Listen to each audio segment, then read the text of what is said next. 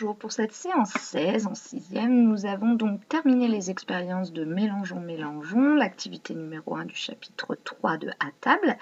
Et puis les élèves m'ont rendu leur travail qui consistait en rendre le tableau qui est ici. Voilà, donc voici les réponses. Quand on mélange du sucre et du vinaigre, parfois le sucre ne se mélange pas bien. L'alcool et le sucre, ça ne se mélange pas bien. L'eau et le sucre, par contre, ça se mélange. Alors, les élèves qui ont mis ce mélange pour le sucre et vinaigre ou l'alcool, je compterai juste puisque voilà, ça dépend en fait de la quantité de sucre que l'on met dedans. Par contre, pour le bicarbonate de sodium et le sucre, ça ne se mélange pas. La farine et le sucre, ça ne se mélange pas. Le vinaigre et l'alcool, ainsi que l'eau et le vinaigre se mélangent. Et là, on a quelque chose de particulier. Lorsqu'on met du vinaigre et du bicarbonate de sodium, cela fait des bulles de gaz. Le vinaigre et la farine ne se mélangent pas. L'alcool et l'eau, ça se mélange. Le bicarbonate de sodium et l'alcool ne se mélangent pas, de même que la farine. Ensuite, l'eau, le bicarbonate de sodium et la farine, pareil. Et le bicarbonate de sodium et la farine ne se mélangent pas.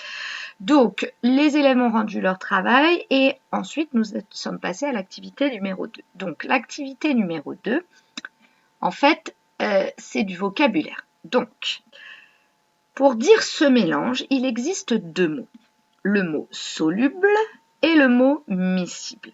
D'accord? Si ça ne se mélange pas, on dit tout simplement non soluble ou non miscible. Mais pourquoi deux mots? Tout simplement parce que dans nos exemples ici, on a vu que un solide et un solide ne se mélangent jamais. Donc, il n'y a pas de mot particulier pour cela. Par contre, soit ici, on mélangeait un liquide avec un liquide, soit un liquide avec un solide. Eh bien, c'est très simple. Dès que vous mélangez un solide avec un liquide, vous voyez, par exemple, le sucre, c'est solide et solide, ça commence comme sol. Donc, dès qu'il y aura un mélange qui prend en compte un solide, donc avec un liquide, on va utiliser le mot soluble. Par exemple, le sucre et l'eau se mélangent, l'eau est liquide, mais le sucre est solide. Ah oui, solide, ça commence comme soluble, donc je vais utiliser le mot soluble et je vais dire le sucre et l'eau ou le sucre est soluble dans l'eau, par exemple. D'accord? Par contre, si je prends l'alcool et le bicarbonate de sodium, ça ne se mélange pas. L'alcool est un liquide, mais le bicarbonate de sodium est un solide. Donc, il y a un solide. Ah oui, j'utilise le mot soluble. Du coup, je vais dire le bicarbonate de sodium n'est pas soluble avec l'alcool. OK? Par contre, quand on mélange deux liquides, un liquide avec un liquide, vous voyez bien qu'aucun des deux mots commence par sol. Donc, on n'utilise pas le mot soluble, on va utiliser l'autre mot qui est le mot miscible.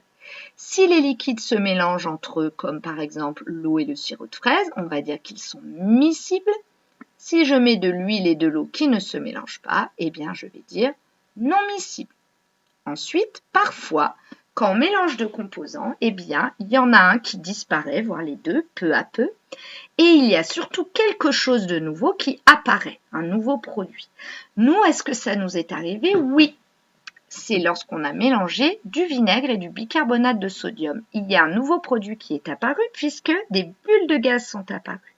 Et il y a quelque chose qui a disparu qui est la poudre de bicarbonate de sodium puisqu'à la fin, il n'y en avait plus du tout dans le tube à essai. Eh bien là, nous ne sommes pas face à un mélange. Donc on n'utilisera ni le mot miscible ni le mot soluble. On va utiliser un autre mot quand des choses disparaissent peu à peu et forment un nouveau composant. On dit qu'il y a transformation chimique. Donc ensuite, avec vos camarades, nous avons mis des exemples qui nous venaient en tête ou de nos expériences que nous avions faites, de choses solubles, de choses non solubles. Vous vous rappelez, sol, c'est quand il y a un solide avec un liquide, et miscible ou non miscible. Donc ça, c'est quand il y a deux liquides, ici qui se mélangent et là qui ne se mélangent pas. Dès que ça ne se mélange pas, on met le mot non devant. Non miscible, non soluble. Et le seul qui faisait une transformation chimique, nous venons d'en parler, c'est le bicarbonate de sodium et le vinaigre. Voilà, donc pourquoi nous avons coloré de ces couleurs-là? Eh bien parce que ici, c'est écrit, question suivante, colorier en vert les cases où le mélange est homogène. Ah mais oui, ça on a vu dans le chapitre 1, homogène, c'est lorsque on dirait que ce sont les mêmes constituants, c'est tout bien mélangé. homogène. Eh bien, quand c'est mélangé, c'est soluble et miscible. C'est pour cela que nous les avons coloriés en vert. En bleu, c'est quand c'est hétérogène. C'est le cas pour non soluble et non miscible. Et en rouge, c'est la transformation chimique. Voilà. Ensuite, nous sommes passés à l'activité numéro 3. Nous avons lu un petit texte et nous nous sommes interrogés sur pourquoi la mère de Zoé a raison de le faire, cette remarque. En fait, c'est une histoire de glaçon qu'on met dans du jus de fruits. Et Zoé dit, tu as vu, le glaçon fait comme le sucre, il fond dans le jus de fruits. Et Assia dit, mais non, le glaçon fait comme le sucre, il se dissout dans le jus de fruits. Donc là, il y a des problèmes de vocabulaire.